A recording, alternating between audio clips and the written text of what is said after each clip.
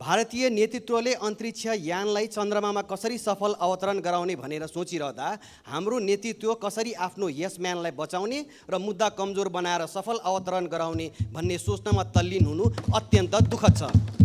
यताको अनुसन्धान अधिकारीलाई उताको कर्मचारीलाई यता अवतरण गराउने व्यस्त हाम्रो नेतृत्वबाट सुशासनको आशा कहिले गर्ने होला?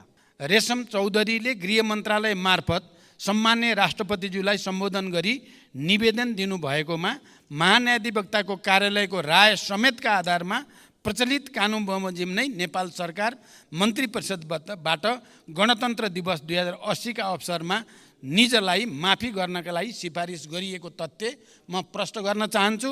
गङ्गामाया अधिकारीलाई मानवीय सेवा प्रदान र संरक्षणका कार्य भइ नै रहेका छन्।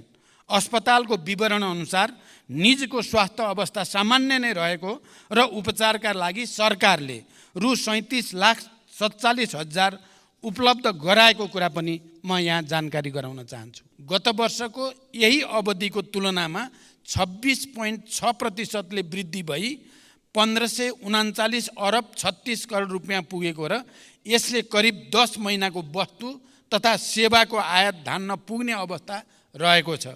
बडा टालटुले र सजिलो बुझिन सक्ने खालको आयो।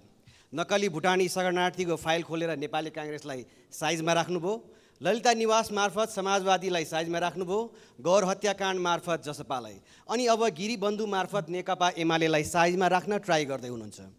आफ्नो कुर्सी बलियो बनाउन यो राजनीतिक दाउपेच नगरेर कामले जनताको मन जितेर आफ्नो प्रधानमन्त्रीत्वको आयु लामो बनाउन सकिँदैन थियो होला?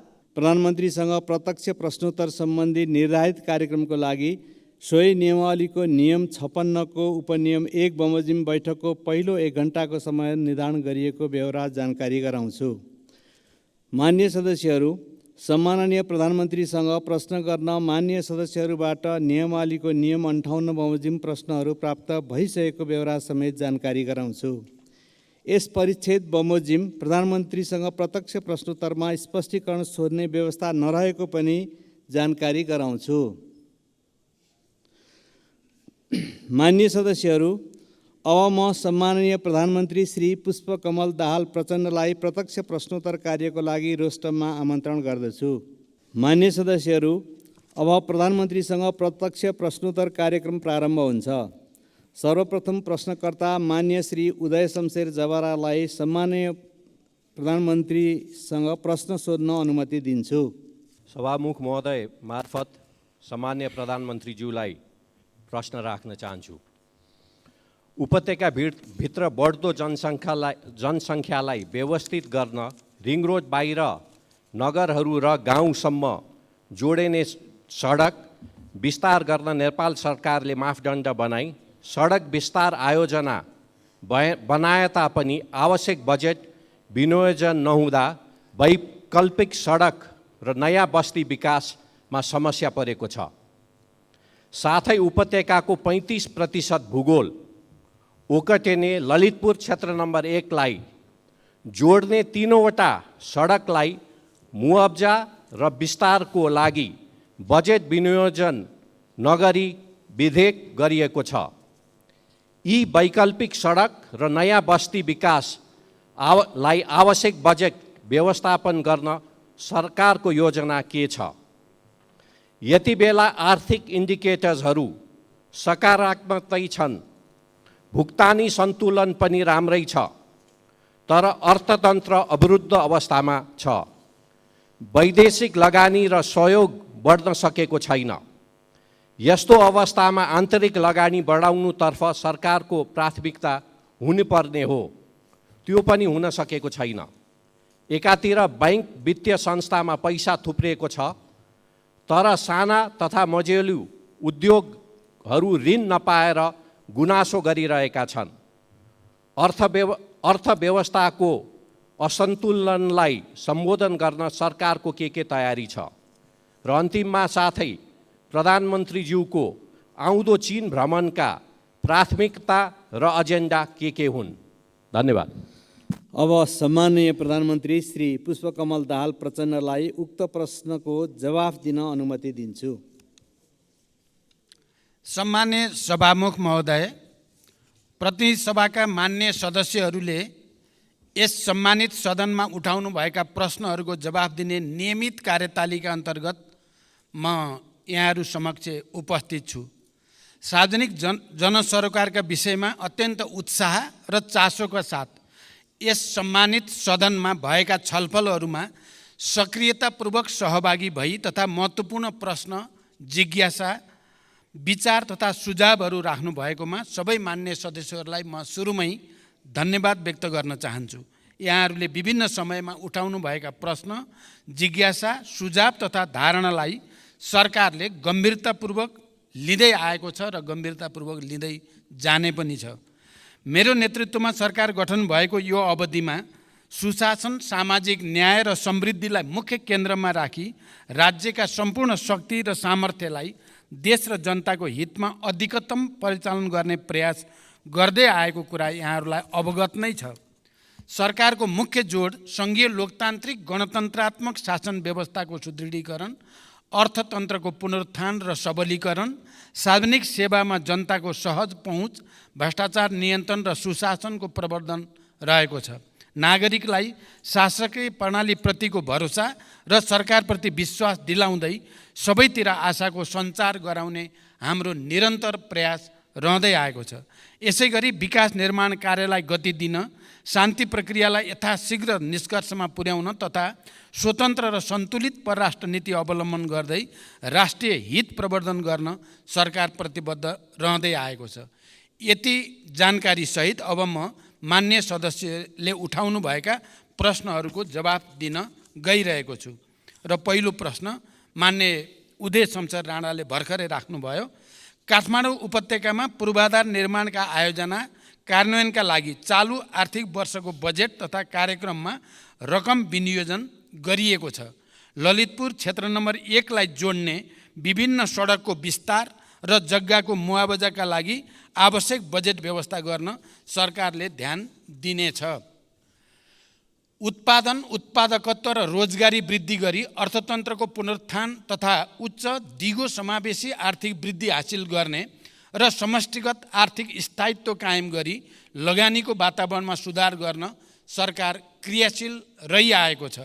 सरकारले चालेका सुधारात्मक कदमबाट अर्थतन्त्र बिस्तारै लयमा फर्किन सुरु गरेको छ। नेपाल राष्ट्र ब्याङ्कले हालै प्रकाशन गरेको प्रतिवेदन अनुसार अर्थतन्त्रका सूचकाङ्कहरू सकारात्मक दिशातिर उन्मुख रहेका छन्। 2080 असार मसान्तसम्म शोधान्तर स्थिति 290 अरब 52 करोड रुपियाँको बचतमा रहेको छ। विदेशी विनिमय सञ्चिति गत वर्षको यही अवधिको तुलनामा 26.6% वृद्धि भई 1539 अरब 36 करोड रुपियाँ पुगेको र यसले करिब 10 महिनाको वस्तु तथा सेवाको आयात धान्न पुग्ने अवस्था रहेको छ। विप्रेषण आयमा रेमिटेन्समा 21.2% वृद्धि भई 1220 अरब 56 करोड पुगेको छ। वैदेशिक लगानी प्रवर्धन गर्न नीतिगत र संस्थागत सुधार गर्दै वैदेशिक लगानीको स्वीकृति प्रक्रियालाई सहजीकरण गर्न थ्रेसहोल्ड घटाउने लगायतका कार्य अगाडि बढाइएको छ। जग्गाको कित्ताकाट पूर्ण रूपमा खुलाउने निर्णय भएको र यही भाद्र 11 गते मात्रै नेपाल राष्ट्र ब्याङ्कले लचिलो बजार नीति अनुसार चालु पुँजी कर्जा सम्बन्धी मार्गदर्शन संशोधन गरेको छ। उत्पादनमूलक उद्योगका लागि 3 करोड रुपियाँसम्म कर्जा उपयोग गर्ने ऋणीलाई चालु पुँजी कर्जा सम्बन्धी मार्गदर्शन लागू नहुने भएको छ। ब्याङ्कहरूले उद्योग व्यवसाय वा कम्पनीहरूको सञ्चालन चक्र लगायतका आधारमा अधिकतम वार्षिक कारोबारको 50% सम्म चालु पुँजी कर्जा दिन सक्ने व्यवस्था भएको छ। यसबाट उद्योग व्यवसाय क्षेत्रलाई प्रत्यक्ष लाभ हुनुको साथै आन्तरिक लगानी, उत्पादन वृद्धि र बजारमा आर्थिक गतिविधि बढ्नमा सहयोग पुग्ने विश्वास गरिएको छ। यसमा हामी सबैको लामो समयदेखि जुन चासो र चिन्ता थियो त्यसलाई अधिकतम सम्बोधन गर्ने कोसिस भएको छ। निकट भविष्यमा हुने मित्र राष्ट्र चीनको भ्रमण दुई देशबीचको ऐतिहासिक सम्बन्धलाई थप उचाइमा पुर्याउँदै नेपालको सामाजिक आर्थिक विकासका लागि चीन नेपाल सम्बन्धलाई नयाँ गति दिने दिशामा केन्द्रित रहनेछ। भ्रमणका क्रममा यसअघि भएका सम्झौता र समझदारीहरूको कार्यान्वयनमा जोड दिइनेछ। नेपाल र चीन बीचको आर्थिक तथा व्यापार सम्बन्धलाई थप सधन बनाउने, दुई देशबीच रहेका सीमा नाकाहरूको सञ्चालनलाई प्रभावकारी बनाउने र नयाँ नाकाहरू खोल्ने विषयहरू पनि भ्रमणका क्रममा कार्यसूचीमा रहेका छन्। यसै गरी सडक, ऊर्जा, कृषि, विज्ञान तथा प्रविधि तथा व्यापार र विकास सहायता क्षेत्रमा कनेक्टिभिटी, कृषि, शिक्षा र स्वास्थ्य क्षेत्रका रूपान्तरणकारी परियोजनाहरूमा चीनको सहयोग विस्तारको विषय समेत प्राथमिकतामा रहनेछ। अर्का प्रश्नकर्ता माननीय श्री ईश्वरी देवी नेउपाने। सम्माननीय सभामुखज्यू मार्फत सम्माननीय प्रधानमन्त्रीजीलाई मेरो 3 प्रश्न। नम्बर 1, सम्माननीय प्रधानमन्त्रीज्यू, शासन विधि र पद्धतिको हो कि व्यक्तिको? विधि र पद्धतिको हो भने व्यक्ति परिवर्तनले खासै असर नराख्नुपर्ने हो, तर हाम्रोमा विधि पद्धति अवलम्बन भन्दा मन्त्री या कर्मचारी परिवर्तन गरेर नै शासन सुशासन ल्याउन देखाउन खोजेको जस्तो देखिन्छ। यसमा प्रधानमन्त्रीजीको धारणा के छ? नम्बर 2, 131 भाषाभाषी 142 जात जाति बसोबास गर्ने हाम्रो सुन्दर देश नेपाल, यो हाम्रो पुँजी हो, यसलाई बचाएर राख्नु हाम्रो कर्तव्य पनि हो। सयौँ थुङ्गा फुलका हामी एउटै माला नेपाली, यसमा मेरो अटल विश्वास छ। वरिय राजनीतिको सैद्धान्तिक वकालत गर्ने पार्टीको नेता सम्माननीय प्रधानमन्त्रीज्यूको अभिव्यक्ति हामीले जितेमा जातीय राज्य उपलब्ध गराउनेछौँ भन्ने भनाइ संविधान विपरीत भएन? कतै यस्तो अभिव्यक्तिले जातीय द्वन्द्व बढाउने त होइन? नम्बर 3, म सुदूरपश्चिमवासी हुँ। सुदूरपश्चिम सरकार आफ्नै भवनबाट कार्य सञ्चालन गर्न कहिलेदेखि पाउँछ? धन्यवाद। सम्माननीय प्रधानमन्त्रीज्यू। सभामुख महोदय, लोकतान्त्रिक विधि र पद्धतिको विकास मार्फत सामाजिक न्याय र सुशासन सहितको समृद्धि हासिल गर्ने दिशामा सरकारका सबै क्रियाकलापहरू केन्द्रित रहेको कुरा म जानकारी गराउन चाहन्छु। सरकार विधिको शासनमा पूर्णतः प्रतिबद्ध रहेको स्पष्ट गर्दछु। बहुजातीय बहुसांस्कृतिक विविधता बोकेको नेपालमा सदियौँदेखि विभिन्न जात जाति, वर्ण, धर्म र संस्कृतिका जनताहरू आपसी सहकार्य, सम्मान र गहिरो सद्भावका साथ मिलिजुली बस्दै आएका छन्। अनेकतामा एकता नेपाली मात्रको विशिष्टता र नेपाली समाजको आधारभूत चरित्र पनि हो। सबैको सहअस्तित्व कायम गर्दै मौलिकताको संरक्षण र सम्वर्धनमा नै हाम्रो राष्ट्रिय एकता दिगो दरिलो भई साँचो अर्थमा राष्ट्रियता बलियो हुनेछ। नेपालको कानुनले हरेक व्यक्ति र सम्प्रदायलाई अरूको धर्म, संस्कृति र आस्थामा चोट नपुर्याई आफ्नो धर्म संस्कृतिको पालना गर्ने स्वतन्त्रता प्रदान गरेको छ। अत परापूर्व कालदेखि यहाँ कायम रहिआएको सामाजिक एकता, सद्भाव र सामाजिक सहअस्तित्वमा खलल पार्ने कुनै पनि किसिमको कार्य हुन नदिन सरकार दृढ छ, स्पष्ट पनि छ। सामाजिक सद्भावमा खलबल पार्ने वा एक अर्काको संस्कृति र धर्म विरुद्ध हुने द्वेषपूर्ण अभिव्यक्ति र कार्यलाई सरकारले कुनै हालतमा छुट दिन सक्दैन। नेपालको संविधानको पूर्ण पालना गर्नु हामी सबैको साझा दायित्व हो। मैले पहिचानको कुरा गर्दा या कुनै कुरा गर्दा अरू कसैको पहिचान आस्थामाथि कुनै खालको विभेद नगर्ने कुरा पनि म स्पष्ट गर्न चाहन्छु। सुदूरपश्चिम प्रदेशको राजधानी गोदावरीमा निर्माण गर्ने सन्दर्भमा जग्गा प्राप्ति लगायतका विषयमा प्रक्रियामा रहेको जानकारी गराउन चाहन्छु। यद्यपि सुदूरपश्चिममा अझै पनि राजधानीको जमिनको बारेमा अलिकति छलफल चलिरहेको जानकारी पनि मलाई प्राप्त छ। त्यसलाई समेत विचार गरेर यसको छिटै निष्कर्षमा पुर्याइनेछ। अर्का प्रश्नकर्ता माननीय श्री ऐनबहादुर शाही ठकुरी।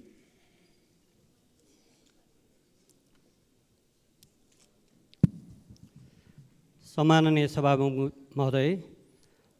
सभामुख महोदय मार्फत सम्माननीय प्रधानमन्त्रीज्यूलाई मेरो प्रश्न यस प्रकार छन्। सम्माननीय प्रधानमन्त्रीको आसन्न चीन भ्रमणमा नेपालका उत्तरी सीमासँग जोडिएका नाकाहरू खोल्ने एजेन्डामा मुगुको नाक चाहिँ लाग्न छ कि छैन? यदि छैन भने एजेन्डामा समावेश गरियोस्। यो नाका खुलेमा मुगु लगायत समग्र कर्णाली प्रदेशको आर्थिक समृद्धिमा महत्त्वपूर्ण टेवा पुग्नेछ भन्ने विश्वास लिएको छु। दोस्रो प्रश्न छ, आर्थिक समृद्धिको महत्त्वपूर्ण क्षेत्र कर्णाली प्रदेशको रारा लगायतका पर्यटकीय स्थानहरूमा पर्यटकीय पूर्वाधारहरू लगायतका विभिन्न समस्या हुँदा पर्यटकहरूको आगमनमा कमी आएको छ। यसमा सरकारको के योजना छ? र अर्को प्रश्न छ, कर्णाली राजमार्ग अन्तर्गतको नागमा गमगढी कालोपत्रे र गमगढी नाक्चा लाग्न सडक निर्माणलाई सरकारले कस्तो प्राथमिकतामा राखेको छ र यो कहिलेसम्म निर्माण सम्पन्न गर्ने लक्ष्य रहेको छ? धन्यवाद। सम्माननीय प्रधानमन्त्रीजी। सम्माननीय सभामुख महोदय, मेरो आसन्न चीन भ्रमणको क्रममा चीन र नेपाल बीच नयाँ व्यापारिक नाका खोल्ने विषयमा समेत छलफल हुने कुरा करिब निश्चित भएको छ।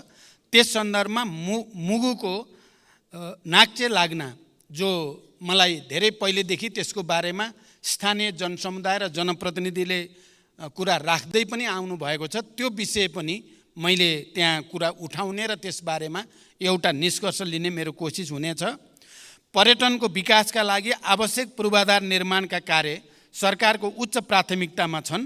रारा लगायतका पर्यटकीय स्थलको विकासका लागि सङ्घीय स्रोतबाट सञ्चालन हुने कार्यक्रमका अतिरिक्त प्रदेश तथा स्थानीय तहबाट समेत आफ्ना कार्यक्षेत्रभित्र रही पूर्वाधार निर्माण तथा पर्यटन प्रवर्धनका कार्यहरू सञ्चालनमा रहेको जानकारी गराउन चाहन्छु।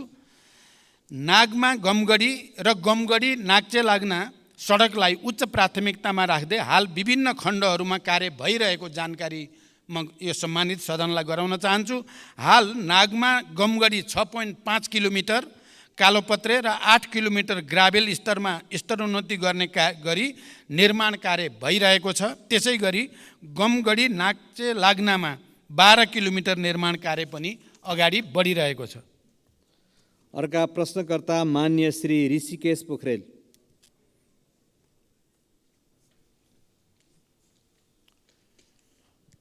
सम्माननीय सभामुख महोदय, सम्माननीय सभामुख मार्फत सम्माननीय प्रधानमन्त्रीज्यूसँग मेरा केही प्रश्नहरू राख्न चाहन्छु। राष्ट्रिय गौरवका आयोजनाहरूमध्ये 2वटा आयोजना पुरा भएको देखिन्छ। 5वटा आयोजनाहरूको काम 75% सकियो भन्ने सुनिन्छ। बाँकी 17वटाको अवस्था के हो र कहिले पुरा हुन्छ? दोस्रो प्रश्न, प्रविधि, सिप र ज्ञान बिना दैनिक 2500 युवा विदेशिँदै छन्। प्रविधि र उद्यमशीलता विकास गरी प्रौद्योगिक शिक्षा दिने उद्देश्यका साथ स्थापनाको लक्ष्य लिएको मदन भण्डारी प्रौद्योगिक विश्वविद्यालयका लागि अघिल्लो सरकारले पूर्वाधार निर्माण तथा विकास समिति गठन गरेको थियो। 7 करोड बजेट पनि छुट्याएको थियो। राष्ट्रिय महत्त्वको यो आयोजना आज कहाँ छ र कहिले पुरा हुन्छ? धन्यवाद। सम्माननीय प्रधानमन्त्रीज्यू। सम्माननीय सभामुख महोदय, राष्ट्रिय गौरवका आयोजनालाई समयमै सम्पन्न गर्न पर्याप्त बजेट सुनिश्चित गरिनुको साथै नियमित अनुगमन पनि भइरहेको छ। म स्वयंले प्रधानमन्त्रीको हैसियतमा प्रधानमन्त्री कार्यालयमा रहेको एक्सन रुमबाट नियमित तवरमा कार्यतालिका बनाएर कार्य प्रगतिको जानकारी लिई कार्य सम्पादनका लागि आवश्यक निर्देशन दिँदै आएको छु।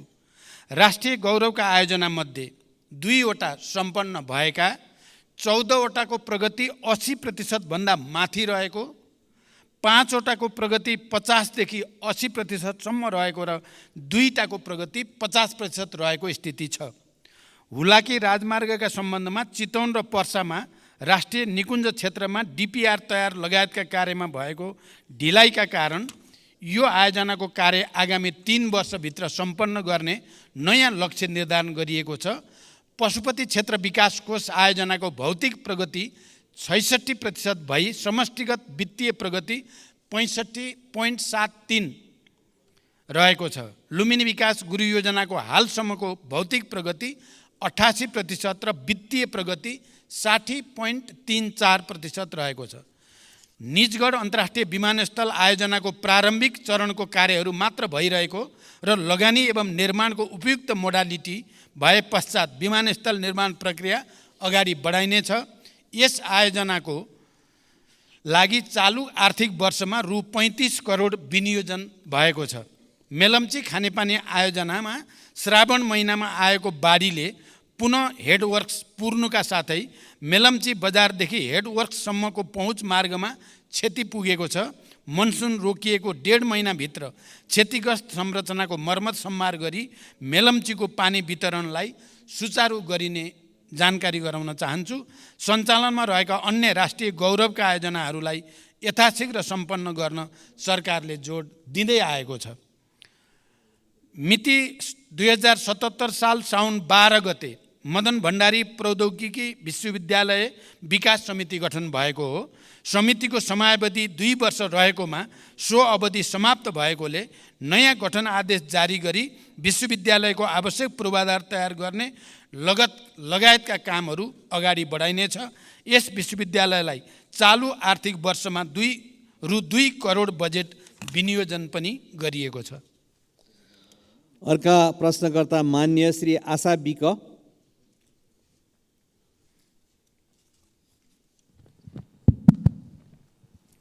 सम्माननीय सभामुख मार्फत मेरो प्रधानमन्त्रीलाई प्रश्न, यो प्रश्न गर्दै गर्दा मलाई अलिकति दुःख पनि लागेको छ। राज्यले 2063 साल जेठ 21 गते छुवाछुत मुक्त राष्ट्र घोषणा गर्यो। छुवाछुतलाई गैर कानुनी भने तापनि अहिलेसम्म जघन्य जातीय विभेद घटनाहरू भइरहेका छन्। सरकारले छुवाछुत उन्मूलन गर्ने जस्ता कदम चालिरहेको छ। सरकारले दलितहरूको न्यूनतम मानवाधिकार रक्षा गर्न के पहल गरिरहेको छ? जातीय विभेदका घटनाहरू प्रहरी प्रशासनले संवेदनशीलताका साथ उजुरी दर्ता नलिएको अवस्था छ। सरकारले यस्ता घटना न्यूनीकरण गर्नका लागि के योजना ल्याउँछ? मेरो प्रश्न। र अर्को चाहिँ मेरो प्रश्न, बाँकेको बैजनाथ गाउँपालिका वार्ड नम्बर 3 मा सरकारले 2071 साल वैशाख 25 गते 9 बस्तामा औद्योगिक करिडोर क्षेत्र घोषणा गर्यो। बस्तीको बीचमा सरकारले औद्योगिक क्षेत्र घोषणा गर्दा त्यहाँ रहेका 390 घरधुरीमा जनताहरूको घरमा 338 बिघाभित्र जनताहरूको घर परेको छ। 100 बिघा जमिन त्यहाँ रहेका स्थानीयका नाममा ल्याउनु पर्ने जग्गा ल्याउनु पर्नेमा स्थानीय जनताको माग रहेको छ। 2028 सालदेखि बसोबास गरिरहेका जनतालाई लाल पूर्जा दिनुपर्ने र सोही ठाउँमा बस्ती व्यवस्थापन गर्न सरकारले के भूमिका खेल्नेछ? र स्थानीय सरकारले त्यस क्षेत्रमा सडक, बत्ती, विद्यालय, मठ मन्दिर लगायतका संरचनाहरू बनाएको छ। त्यो बस्तीलाई सोही ठाउँमा सरकारले कहिलेसम्म व्यवस्थापन गर्छ? र मेरो अर्को प्रश्न, बाँकेको खजुरा गाउँपालिका वार्ड नम्बर 6 मा 2036 सालदेखि गिजेरा बस्ती बसिरहेको छ। सरकारले पटक पटक त्यस बस्तीलाई लाल पूर्जा दिने भनेर मौखिक प्रतिबद्धता जनाए पनि हालसम्म त्यहाँ रहेका जनताले लाल पूर्जा पाएका छैनन्। गिजेरा बस्ती सरकारको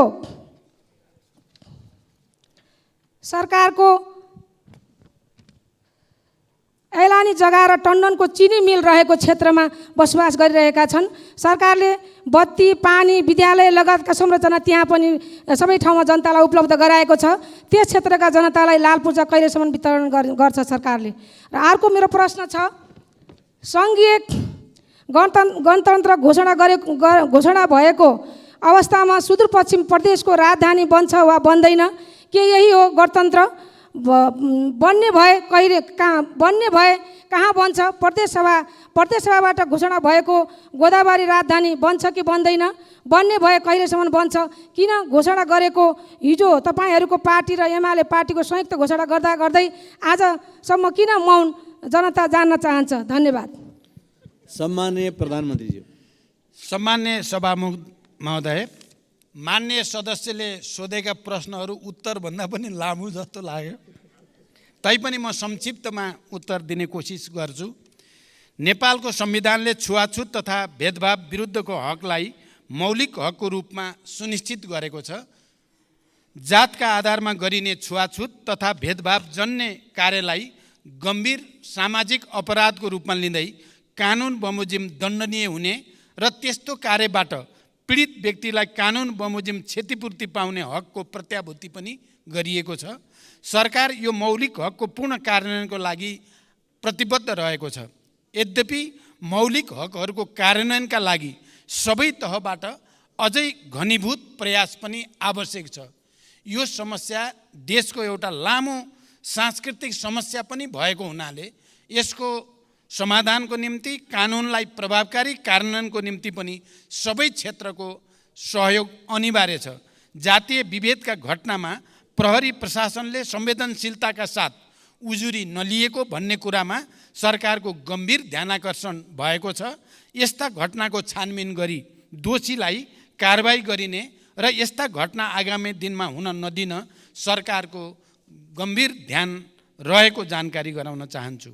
दोस्रो, बाँकी जिल्लाको साबिक नौबस्ता क्षेत्रको 525 बिघामा औद्योगिक क्षेत्र घोषणा भइसकेको र त्यहाँ बसोबास गर्दै आएका स्थानीयवासीहरूको उचित व्यवस्थापन लगायतका समस्या समाधानका लागि सम्बन्धित स्थानीय प्रशासन लगायत विभिन्न निकायबाट पहल भइरहेको छ। उक्त क्षेत्रका प्रभावित जनसमुदायहरूको समस्यालाई व्यवस्थापन गरी औद्योगिक क्षेत्रको विकास कार्य अगाडि बढाइने जानकारी गराउन चाहन्छु। यस सम्बन्धी समस्या समाधान गर्न भूमि व्यवस्था, सहकारी तथा गरिबी निवारण मन्त्रीको संयोजकत्वमा समिति गठन गरेको र समितिले काम अगाडि बढाइरहेको जानकारी पनि गराउन चाहन्छु। तेस्रो, बाँकेको खजुरा गजुरा 6 गिजरा बस्तीका सन्दर्भमा भूमि सम्बन्धी ऐन 2021 को दफा 12 को समितिको प्रतिवेदन, भूमि व्यवस्थापन तथा अभिलेख विभागको निर्णय बमोजिम गिजरा खाँडसारी मिल्स प्राइभेट लिमिटेडका हदबन्दी भन्दा बढीका जग्गाहरू जफत गरी नेपाल सरकारका नाममा कायम गर्न र जफत गरिएका जग्गामा रहेको अतिक्रमण हटाउन 2080 जेठ 8 गते निर्णय भई कार्यान्वयनमा रहेको जानकारी गराउँदछु। उक्त क्षेत्रमा बसोबास गर्दै आएका भूमिहीनलाई जग्गा उपलब्ध गराउन भूमि समस्या समाधान आयोगले कार्य अगाडि बढाइरहेको जानकारी पनि म गराउन चाहन्छु। सुदूरपश्चिम प्रदेशको राजधानी गोदावरीमा निर्माण गर्ने सन्दर्भमा जग्गा प्राप्ति लगायतका विषय प्रक्रियामा रहेको जानकारी मैले अघि नै गराइसकेको छु। यस सम्बन्धी उठेका छलफल बहसलाई पनि मध्यनजर गरिएको जानकारी पनि मैले गराइसकेको छु। अर्का प्रश्नकर्ता मान्य श्री उर्मिला माझी।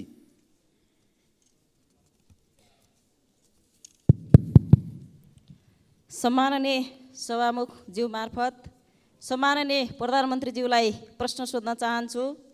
सम्माननीय सभामुख ज्यू, हाम्रो देश नेपाल कृषि प्रधान देश हो। यहाँका 65% बढी जनसङ्ख्या कृषिमै आश्रित देखिन्छ।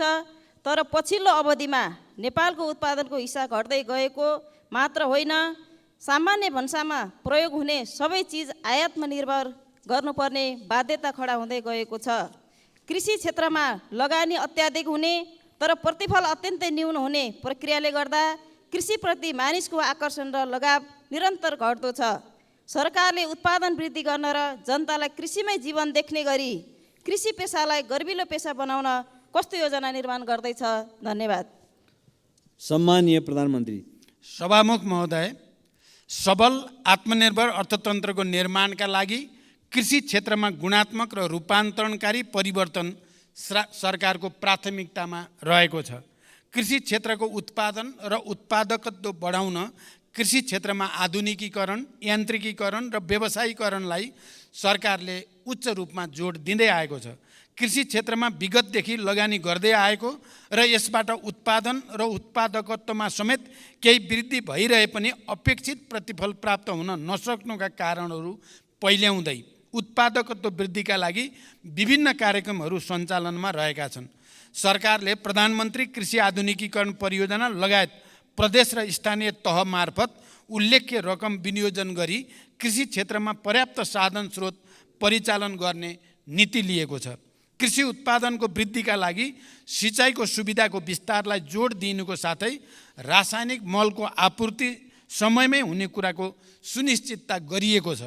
साथै कृषि बाली वस्तुहरूको विशेष उत्पादन क्षेत्र जस्तै जोन, सुपर जोन उन्नत बिउ बिजनको विकास, उत्पादन तथा वितरणको लागि एकीकृत राष्ट्रिय कार्यक्रम सञ्चालनमा रहेका छन्। कृषि उपजको बजार सुनिश्चितताका लागि विभिन्न कार्यक्रमहरू सञ्चालन भइरहेका छन्। त्यसै गरी दुध तथा मासुमा आत्मनिर्भरताका लागि पशु नस्ल सुधार, आहार व्यवस्थापन तथा पशु स्वास्थ्य सुधारका कार्यक्रमहरू पनि सञ्चालनमा रहेका छन्। बाँझो जमिनमा कृषि प्रवर्धन कार्यक्रम, फलफुल क्षेत्र विकास तथा ग्रामीण कृषि उद्यम विकासका कार्यक्रमहरू सञ्चालनमा रहेका छन्। कृषि उत्पादन क्षेत्रको जोखिम व्यवस्थापन गर्न कृषि बिमा कार्यक्रम सञ्चालनमा रहेको छ, जस अन्तर्गत बिमा प्रिमियममा 80% अनुदान सङ्घीय सरकारले उपलब्ध गराउने गरेको छ। कृषि क्षेत्रमा लगानी बढाउन सहुलियत दरमा कृषि कर्जाको विस्तार तथा दायरा बढाउँदै पनि लगिएको छ। उत्पादित कृषि वस्तुहरूको बजारको सुनिश्चितताका लागि धान, गहुँ, उखु लगायतका बालीको न्यूनतम समर्थन मूल्य निर्धारण गर्ने लगायतका कार्यक्रमहरू पनि सञ्चालनमा रहेका छन्। कृषि पेसालाई सम्मानजनक र मर्यादित बनाउन कृषकहरूलाई नियमित तवरमा पुरस्कृत गर्ने कार्यक्रमहरू जस्तै राष्ट्रपति कृषक पुरस्कार कार्यक्रम सञ्चालनमा रहेका छन्। कृषि पेसालाई दिगो, दरिलो र गर्विलो बनाउन सरकार प्रतिबद्ध छ, तर अहिलेसम्म जे जति भएको छ त्यसबाट सन्तुष्ट हुने स्थिति भने पक्कै पनि छैन। त्यसकारण कृषि क्षेत्रमा व्यापक सुधार गर्न र उत्पादन र उत्पादकत्व वृद्धि गर्न हामी आफैले सञ्चालन गरेका कार्यक्रमहरूको प्रभावकारिताका साथै यसपटक म भारत भ्रमणमा रहँदा अलि भारतीय नेतृत्वसँग, खास गरी प्रधानमन्त्री मोदीजीसँग कृषिमा सहकार्य गरेर उत्पादकत्व वृद्धि कसरी गर्न सकिन्छ र प्राकृतिक खेती प्रणाली बडो नयाँ टेक्नोलोजीको साथ सञ्चालन गर्ने बारेमा सहकार्य गर्ने निधो पनि भएको छ र हामी त्यो प्रक्रिया अगाडि बढाउँदैछौँ। मलाई लाग्छ यसपटकको मेरो चीन भ्रमणमा पनि कृषिमा सुधारका निम्ति उत्पादन र उत्पादकत्व वृद्धिमा विशेष ध्यान दिने पनि हाम्रो योजना रहेको जानकारी गराउन चाहन्छु। अर्का प्रश्नकर्ता मान्य श्री एकनाथ ढकाल। सम्माननीय सभामुख महोदय, विस्तृत शान्ति सम्झौताको 2 हस्ताक्षरकर्तामध्ये सम्माननीय प्रधानमन्त्रीज्यू एक हुनुहुन्छ। शान्ति तथा पुनर्निर्माण मन्त्रालयको एउटा मन्त्रीको रूपमा जिम्मेवारी पनि सम्हालिसकेको व्यक्तिको हैसियतले म आज शान्ति प्रक्रियासँग सम्बन्धित प्रश्न सम्माननीय सभामुख महोदय मार्फत सम्माननीय प्रधानमन्त्रीज्यूलाई गर्न चाहन्छु। छोराको हत्यारालाई कारबाहीको माग गर्दै 330 दिन आमरण अनसनमा बसेका गोर्खाका नन्दप्रसाद अधिकारीको अनसनमै 2071 असोज 6 गते निधन भयो। न्यायको लागि जीवन आहुति दिने अधिकारीलाई शहीद घोषणा गर्नुपर्नेमा विगत 9 वर्षदेखि उनको पार्थिव शरीर अस्पतालमै सडेको छ। मृतक नन्दप्रसादकी धर्मपत्नी गङ्गमाया अधिकारी अहिलेसम्म पनि बेहाल अवस्थामा सत्य र न्यायको प्रतीक्षामा छिन्।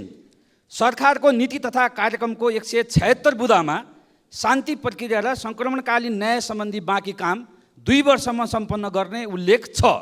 सम्माननीय प्रधानमन्त्रीज्यूलाई मेरो प्रश्न यो छ कि मृतक नन्दप्रसादकी धर्मपत्नी गङ्गमाया अधिकारीको मागको सम्बोधन कहिले र कसरी गर्नुहुन्छ?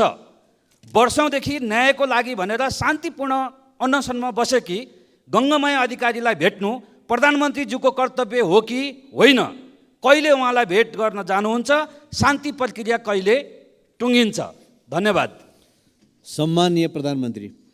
सभामुख महोदय, मैले अघि पनि भनिसकेको छु, यो सरकार विधिको शासनमा पूर्णतः प्रतिबद्ध रहेको छ। जनताको स्वतन्त्रता, समानता, सहअस्तित्व र मानवाधिकारको रक्षाको लागि सरकार निरन्तर प्रतिबद्ध छ। सरकारले अदालतको निर्णयको सदैव सम्मान गर्दै कार्यान्वयनमा तदारुकताका साथ पहल गर्दै पनि आएको छ। नेपालको संविधानको धारा 276 राष्ट्रपतिले कुनै न्यायिक वा अर्धन्यायिक निकाय वा प्रशासकीय पदाधिकारी वा निकायले गरेको सजायलाई कानुन बमोजिम माफी, मुल्तवी, परिवर्तन वा कम गर्न सक्ने संवैधानिक व्यवस्था रहेको कुरा जानकारीमै छ हामी सबैलाई। संविधानको उक्त व्यवस्था र मुलुकी फौजदारी कार्यविधि संहिता 2074 मा समेत रहेको व्यवस्था बमोजिम रेशम चौधरीले गृह मन्त्रालय मार्फत सम्माननीय राष्ट्रपतिज्यूलाई सम्बोधन गरी निवेदन दिनुभएकोमा महान्यायाधिवक्ताको कार्यालयको राय समेतका आधारमा प्रचलित कानुन बमोजिम नै नेपाल सरकार मन्त्री परिषदबाट गणतन्त्र दिवस 2080 का अवसरमा निजलाई माफी गर्नका लागि सिफारिस गरिएको तथ्य म प्रश्न गर्न चाहन्छु। द्वन्द्वकालीन घटनालाई न्यायिक सम्बोधन गर्ने गरी सङ्क्रमणकालीन न्याय सम्पादनका लागि बेपत्ता पारिएका व्यक्तिको छानबिन तथा सत्य निरूपण तथा मेलमिलाप आयोग गठन भएको र सङ्क्रमणकालीन न्याय यथाशीघ्र सम्पादन गर्न नेपाल सरकार प्रतिबद्ध रहेको छ। सङ्क्रमणकालीन न्याय सम्बन्धी सङ्घीय सदनमा दर्ता भएको विधेयक पारित भएसँगै सङ्क्रमणकालीन न्यायका मुद्दाहरू सम्बोधन हुने कुरामा नेपाल सरकार विश्वस्त रहेको छ। प्रचलित कानुनी व्यवस्थाको अधीनमा रही नेपाल सरकार तथा अन्तर्गतका निकायबाट गङ्गामाया अधिकारीलाई मानवीय सेवा प्रदान र संरक्षणका कार्य भइ नै रहेका छन्। अस्पतालको विवरण अनुसार निजको स्वास्थ्य अवस्था सामान्य नै रहेको र उपचारका लागि सरकारले रु 37,47,000 उपलब्ध गराएको कुरा पनि म यहाँ जानकारी गराउन चाहन्छु। अर्का प्रश्नकर्ता मान्य श्री आसमा कुमारी चौधरी।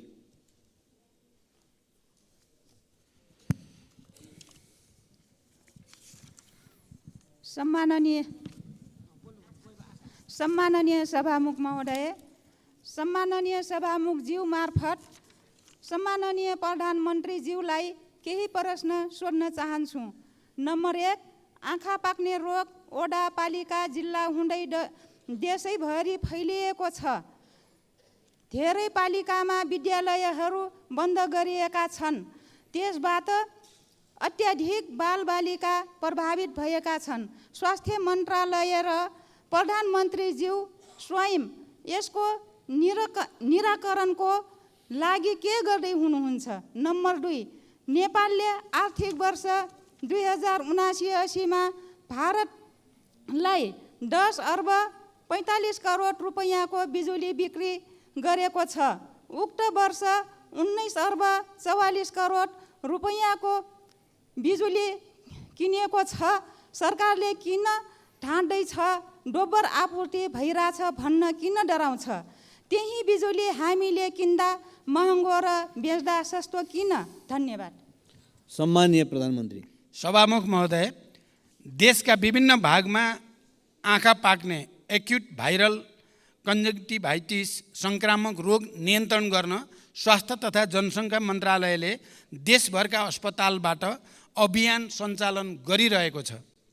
समुदाय स्तरमा जनचेतना वृद्धि गर्न प्रचार प्रसारका कार्यहरूका साथै सङ्क्रमितहरूलाई सहज रूपमा औषधि उपचारको व्यवस्था मिलाइएको छ। यसका साथै स्वास्थ्य सेवा विभागका महानिर्देशकको अध्यक्षतामा सङ्घीय द्रुत प्रतिकार्य समितिको गठन भई रोकथाम र प्रबन्धनका विभिन्न कार्यहरू पनि भइरहेको जानकारी गराउन चाहन्छु। दोस्रो, हाल नेपालको कुल जडित विद्युत क्षमता करिब 2800 मेगावाट पुगेको छ। तर देशको विद्युत उत्पादनको परिमाण हिउँद र वर्षायाममा एकै नासको छैन। वर्षाको तुलनामा हिउँदमा विद्युत उत्पादनमा निकै ह्रास आई झन्डै 1/3 मात्र उत्पादन हुने गर्दछ। हाल विद्युत उत्पादन र मागको आधारमा विद्युतको निर्यात र आयातको व्यवस्था मिलाउने गरिएको छ। खास गरी हिउँदयाममा नदी प्रवाहमा आधारित रन अफ द रिभर प्रणालीबाट उत्पादित विद्युतमा ठुलो ह्रास आउने हुँदा छिमेकी देशबाट बिजुली आयात गरी आन्तरिक माग धान्नुपर्ने स्थिति छ।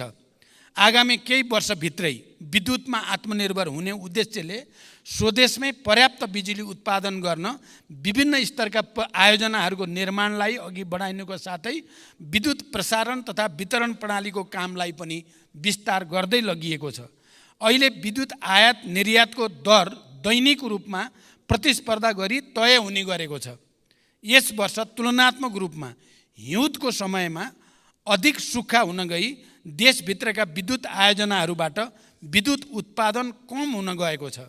अघिल्लो आर्थिक वर्षमा नेपाल विद्युत प्राधिकरणले 1854.5 गिगावाट आवर विद्युत र रु 18 अर्ब 54 करोडमा आयात गरेको थियो भने नेपालबाट 1333 गिगावाट आवर विद्युत निर्यात गरी रु 10 अरब 43 करोड आम्दानी गरेको थियो। गत वर्षको तुलनामा यस वर्ष विद्युत निर्यातमा वृद्धि भएको छ र क्रमशः विद्युत उत्पादन बढ्दै जाँदा विद्युतको निर्यात पनि बढ्दै जाने कुरा जानकारी गराउन चाहन्छु। रुस र युक्रेनको युद्धका कारण कोइलाको आपूर्ति असहज भई छिमेकी देशमा विद्युतको उत्पादन लागत बढ्न गएकोले पनि स्वदेशमा विद्युतको उत्पादन कम हुने समयमा आन्तरिक माग पूरा गर्न प्राधिकरणले केही महँगो मूल्यमा बिजुली आयात गर्नु परेको कुरा पनि म यहाँ स्पष्ट गर्न चाहन्छु। धन्यवाद। अर्का प्रश्नकर्ता माननीय श्री उर्मिला थेबे।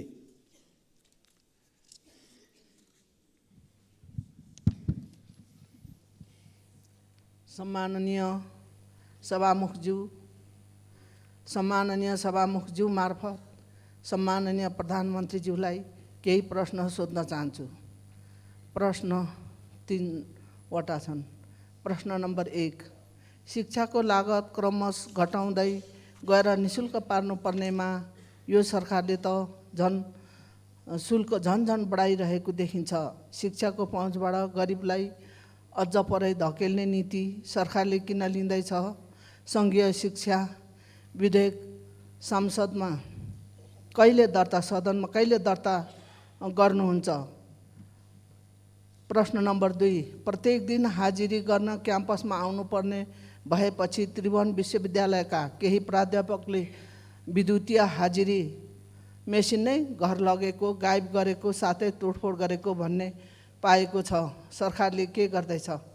प्रश्न नम्बर 3, ताप्लेजुङमा अविरल वर्षपछि आएको बाढीका कारण विस्थापित भएका स्थानीय बासिन्दाहरू अहिले पनि तिरपाल मुनि बस्न बाध्य भएका छन् भने विद्यार्थीहरू व्यक्तिको घरमा आश्रय लिएर पढ्न बाध्य छन्। उनीहरूको उद्धार र राहतको लागि सरकारको के योजना छ? धन्यवाद। सम्माननीय प्रधानमन्त्री। सभामुख महोदय, आम नागरिकलाई गुणस्तरीय र सर्वसुलभ शिक्षा उपलब्ध गराउन सरकारको नीति र प्रतिबद्धता रहेको छ।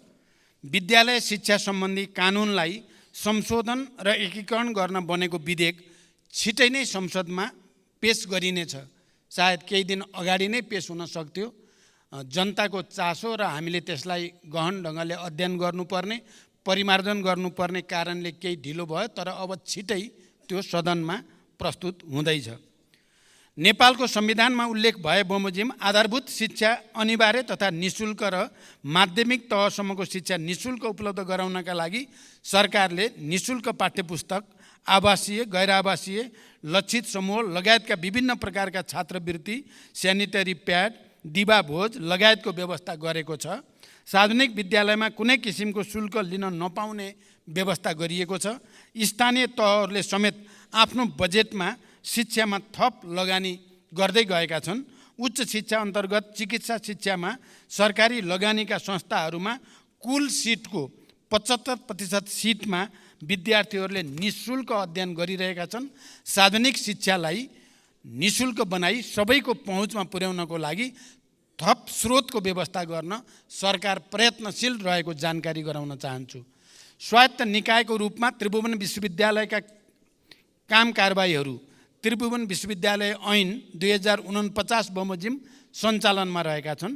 विश्वविद्यालयको हाजिरी व्यवस्थापन सम्बन्धमा विश्वविद्यालयको आन्तरिक प्रशासनले नियमन गरिरहेको र नियम बमोजिम नभएका कार्यहरूमा सम्बन्धितलाई कानुन बमोजिम कारबाही हुने कुरा पनि म जानकारी गराउन चाहन्छु। ताप्लेजुङ लगायत देशका विभिन्न भागमा अविरल वर्षाका कारण आएको बाढी पहिरोमा परि विस्थापित हुन पुगेका जनतालाई स्थानीय प्रशासनको सहयोगमा उद्धार गरी सुरक्षित स्थलमा बसोबासको व्यवस्था मिलाइएको छ। उनीहरूलाई सरकारबाट उपलब्ध गराउनुपर्ने राहत पनि उपलब्ध गराइएको छ। मौसममा सुधार आएसँगै उनीहरूको पुनर्स्थापनाको उचित व्यवस्था मिलाइने पनि जानकारी गराउँदछु। अर्का प्रश्नकर्ता मान्य श्री ईश्वरी घरती।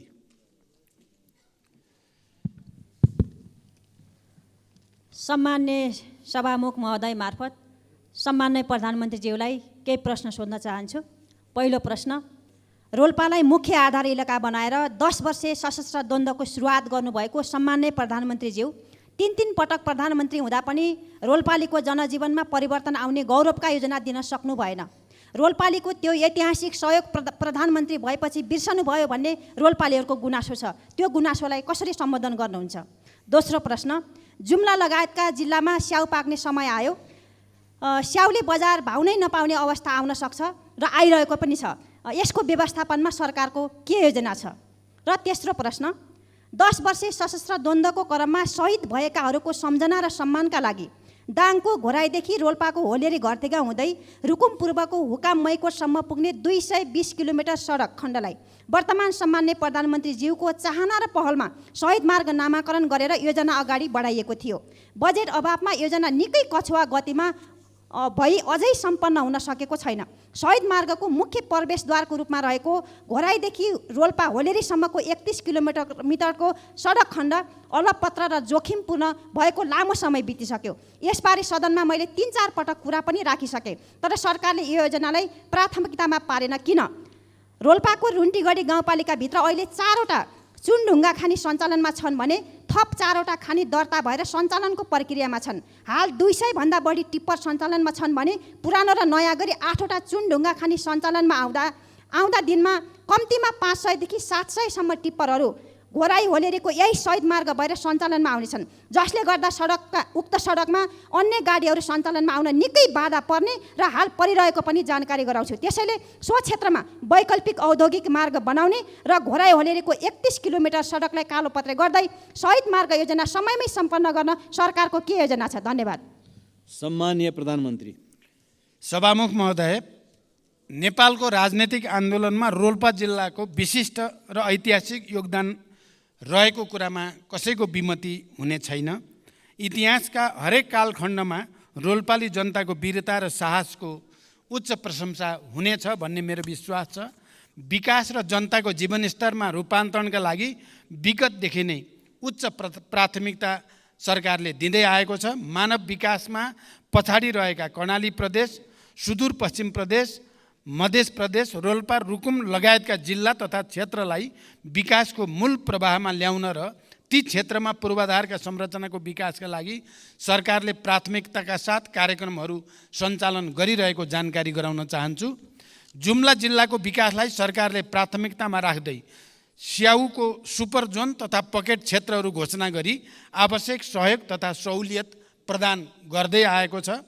यस वर्षको बजेट तथा कार्यक्रममा प्रधानमन्त्री कृषि आधुनिकीकरण आयोजना लगायतका कार्यक्रम तथा प्रदेश तथा स्थानीय तहको विकास कार्यक्रमबाट उत्पादन, प्रशोधन तथा प्याकेजिङमा आवश्यक सहयोग तथा सहुलियत प्रदान गरिएको छ। स्याउको भण्डारणको लागि उच्च क्षमताको कोल्ड स्टोर निर्माण पनि भइरहेको छ। तेस्रो, सरकारले दाङको घोराईदेखि रोल्पाको होलेरी हुँदै रुकुमको मैकोटसम्मको शहीद मार्गलाई प्राथमिकता राखेर कार्यान्वयन गर्दै आइरहेको छ। सडक र पुलको माग देशभरि नै सडक र पुलको माग देशभरि नै अत्यधिक हुने गरेको, थुप्रै सडक योजनाहरू सञ्चालन गर्नु परिरहेको तर पर्याप्त बजेट विनियोजन गर्न नसकिएको कुरा सत्य हो। घोराई होलेरी खण्डको 31 किलोमिटर सडक अत्यधिक भार बोक्ने सिमेन्ट उद्योगका ट्रकहरूको कारणले पनि क्षति भइरहेको छ। भार नियन्त्रण गर्दै सडकको आवश्यक मर्मत सम्मार गरी सडक सुधार गर्न सरकार प्रतिबद्ध रहेको जानकारी गराउँछु। घोराई होलेरीको वैकल्पिक सडक बनाउने सुझावका विषयमा आगामी दिनमा छलफल गरी आवश्यक कार्य अगाडि बढाइनेछ। अर्का प्रश्नकर्ता माननीय श्री असीम शाह।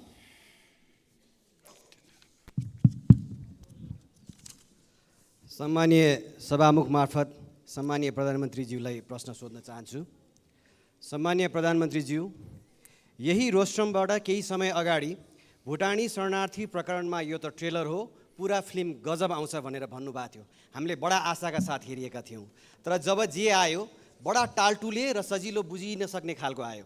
नक्कली भुटानी शरणार्थीको फाइल खोलेर नेपाली काङ्ग्रेसलाई साइजमा राख्नुभयो, ललिता निवास मार्फत समाजवादीलाई साइजमा राख्नुभयो, गौर हत्याकाण्ड मार्फत जसपालाई, अनि अब गिरिबन्धु मार्फत नेकपा एमालेलाई साइजमा राख्न ट्राई गर्दै हुनुहुन्छ। आफ्नो कुर्सी बलियो बनाउन यो राजनीतिक दाउपेच नगरेर कामले जनताको मन जितेर आफ्नो प्रधानमन्त्रीत्वको आयु लामो बनाउन सकिँदैन थियो होला? भारतीय नेतृत्वले अन्तरिक्ष यानलाई चन्द्रमामा कसरी सफल अवतरण गराउने भनेर सोचिरहँदा हाम्रो नेतृत्व कसरी आफ्नो यस म्यानलाई बचाउने र मुद्दा कमजोर बनाएर सफल अवतरण गराउने भन्ने सोच्नमा तल्लीन हुनु अत्यन्त दुःखद छ। यताको अनुसन्धान अधिकारीलाई उताको कर्मचारीलाई यता अवतरण गराउने व्यस्त हाम्रो नेतृत्वबाट सुशासनको आशा कहिले गर्ने होला? छिमेकीले चन्द्रमामा यान पठाउँदा मेरो देशले खाडीमा जवान पठाउन बाध्य छ। देशभित्रका विश्वविद्यालयहरू रित्तिँदैछन्, व्यवसायीहरू निराश छन्, खेलाडीहरू पलायन हुँदैछन्, युवा पुस्तामा देश छोड्ने लहर चलेको छ। प्रधानमन्त्रीज्यू, चन्द्रयान अहिले माग्दिन तर यस म्यानलाई जोगाउन लाग्दिन भन्ने हजुरको प्रतिबद्धताको कार्यान्वयन कहिले हुन्छ? भ्रष्टाचारमा पनि आफ्नो र अरूको भनेर हेर्ने हो भने हामीले खोजेको सुशासन चाहिँ कहिले आउँछ यो देशमा? अर्को प्रश्न, गौर हत्याकाण्डको छानबिन कसैले हुन्छ भनेर भनिरहेका छन्, कसैले गठबन्धनभित्र अब नहुने भनेर निर्णय भएको छ भनेर भन्छन्। प्रधानमन्त्रीज्यू, यो सदनलाई जानकारी गराइदिनु होला, यो छानबिन हुन्छ या हुँदैन? धन्यवाद। सम्माननीय प्रधानमन्त्री। सभामुख महोदय, मान्य सदस्यले बडो संवेदनशील भएर प्रश्न राख्नु भएको छ, म धन्यवाद भन्न चाहन्छु। मेरो नेतृत्वमा सरकार गठन भएदेखि आजका दिनसम्म मैले सामाजिक न्यायको प्रत्याभूति, सुशासनको सुनिश्चितता र सार्वजनिक सेवा प्रवाहमा सुधारलाई मुख्य प्राथमिकतामा राख्दै आएको छु र यी कार्यहरूबाट एउटा सन्देश आम जनतामा प्रवाहित भइ पनि रहेको छ। प्रश्नमा भनिए जस्तो सरकारका यी कामहरू कुनै कुर्सी टिकाउनको लागि होइन, बरु देश र जनतामा राजनैतिक प्रणालीप्रति नै वितृष्णा छाएको, केही हुन्न सबै उस्तै हुन् भन्ने निराशावादी भाष्य निर्माण गर्न खोजिएको परिस्थितिलाई चिर्न र सरकारले एकपछि अर्को राम्रो काम गर्दै आएको कुरा स्थापित गर्न पनि गरिएको छ। म मान्य सदस्यहरूलाई यो विषयको गहिराईतिर विचार गर्न अनुरोध गर्न चाहन्छु। भुटानी शरणार्थी प्रकरण लगायतका सबै घटनामा राज्यले दबाव रहित तरिकाले निष्पक्ष छानबिन अघि बढाएकै कारण अहिले जनतामा सुशासन सम्भव छ भन्ने एउटा नयाँ आशा पलाएको हो भन्ने कुरा पनि म स्पष्ट गर्न चाहन्छु। अहिले त्योसँग सम्बन्धित विषयहरू अदालतमा रहेको र अदालतले उचित फैसला गर्ने विश्वास म व्यक्त गर्न चाहन्छु। वर्तमान सरकारले भ्रष्टाचार विरुद्ध शून्य सहनशीलताको नीतिलाई राज्यका तीनै तहमा कडाइका साथ कार्यान्वयन गर्दै आएको छ। यस अवधिमा सार्वजनिक प्रशासनलाई स्वच्छ, सक्षम, निष्पक्ष, पारदर्शी र व्यावसायिक र जवाबदेही बनाउँदै भ्रष्टाचारलाई कडाइका साथ नियन्त्रण गर्न सरकारले विभिन्न नीतिगत तथा कानुनी तथा संस्थागत सुधारलाई अघि बढाएको छ। मान्य सदस्यले भनेको जस्तो कसैलाई पनि बचाउने या कसैलाई पनि अप्ठ्यारोमा पार्ने नियतले कुनै पनि काम गरिएको छैन। जसरी कतिपय सन्दर्भमा मिडियामा आउने गरेको भन्दा ठिक विपरीत मैले दोषी कोही पनि नछुटोस्, निर्दोष कोही पनि नपरोस् भन्ने सिद्धान्त अनुसार नै प्रहरी प्रशासनलाई निर्देशन दिएको र मैले यतिसम्म पनि भनेको छु कि यदि अनुसन्धानको क्रममा प्रधानमन्त्री नै आउँछ भने पनि छोड्न आवश्यक छैन। मेरो पार्टीको कुनै नेताको त के कुरा भन्ने कुरा पनि मैले सार्वजनिक रूपमा भन्दै आएको म जानकारी गराउन चाहन्छु।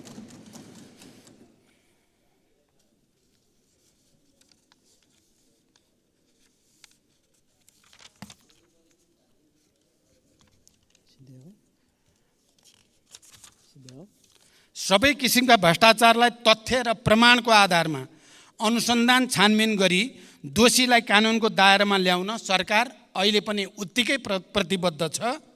भ्रष्टाचारको मामिलामा यो आफ्नो या यो पराए भनेर सरकारले कसैलाई विभेद गरेको छैन, गर्ने पनि छैन।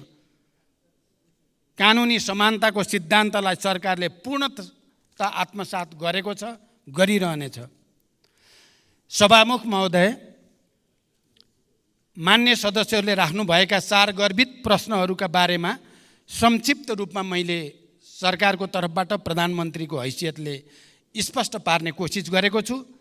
देशका र जनताका सामु कयौँ चुनौतीहरू छन्। यिनको सार्थक र परिणाममुखी समाधानका लागि सबै राजनीतिक दलबीच साझा धारणा र राष्ट्रिय एकता जरुरी छ। विचार, मान्यता र सिद्धान्तमा अन्तर भए पनि राष्ट्रिय मुद्दा र राष्ट्रिय सवालहरूमा हाम्रो समान दृष्टिकोण र मान्यता हुनुपर्दछ र हामी सबै राष्ट्रिय मुद्दामा एकै ठाउँमा उभिनुपर्दछ भन्ने म ठान्दछु। त्यसो भए मात्र नेपाली जनताले चाहेको र खोजेको परिवर्तन ल्याउन सम्भव हुन्छ। सरकारले चालेका कदम र अघि बढाएका कार्यहरूले जनतामा सरकारप्रति आशा र भरोसा बढाउनुको साथै विकासप्रतिको एउटा नयाँ तत्परता पैदा गरेको छ। यस अवधिमा सार्वजनिक सेवा प्रवाहमा जनताले साबिकमा भोग्दै आएका झन्झट र शास्तिलाई उल्लेख्य मात्रामा कमी ल्याउन सफलता मिलेको छ। विकास निर्माणले गति लिएको छ र देशमा नयाँ आशाको सञ्चार पनि भएको छ। सुशासन, सामाजिक न्याय र समृद्धिलाई सर्वोपरि प्राथमिकतामा राख्दै अघि बढेको यो सरकारले समावेशी सङ्घीय लोकतान्त्रिक शासन व्यवस्थाको सुदृढीकरण, अर्थतन्त्रको पुनरुत्थान, सार्वजनिक सेवा प्रवाहमा सुधार, सरलीकरण, नागरिक मैत्री प्रशासनको स्थापना, भ्रष्टाचार नियन्त्रण र राज्यको सबै तहमा सुशासन र सदाचारको प्रवर्धन गर्न अघि बढाएका सबै कार्यमा सबै राजनीतिक दल र मान्य सदस्यहरू, नागरिक समाज, सञ्चार जगत, मित्र राष्ट्र, दात्री निकाय तथा आम नेपाली जनताको निरन्तर साथ सहयोग रहने अपेक्षा पनि मैले लिएको छु। र यही सदनमा पनि हाम्रा विचार र एजेन्डामा अन्तरका बावजुद यहाँ सहमति बनाउनको लागि सरकारको तर्फबाट, सरकारको प्रमुखको हैसियतले मैले निरन्तर प्रयास गर्दै आएको कुरा पनि म जानकारी गराउन चाहन्छु। हिजो मात्रै 10वटा समिति हाम्रा सर्वसम्मत रूपले सभापति चयन हुनु पनि यसले हामी अन्तर हुँदाहुँदै पनि हामी मूल मुद्दामा एक ठाउँमा उभिन सक्छौँ भन्ने एउटा राम्रो सन्देश गएको छ। म विश्वास गर्छु आउने दिनमा राष्ट्रिय मुद्दामा विगतमा चाहिँ हामी एक भएर देश र जनताको हितमा काम गर्नेछौँ भन्ने विश्वास व्यक्त गर्दै बिदा हुन्छु। धन्यवाद। अभिवादन। माननीय सदस्यहरू, आजको लागि निर्धारण गरिएको प्रधानमन्त्रीसँग प्रत्यक्ष प्रश्नोत्तर सम्बन्धी कार्यक्रम यही समाप्त हुन्छ। नेपालखबर.com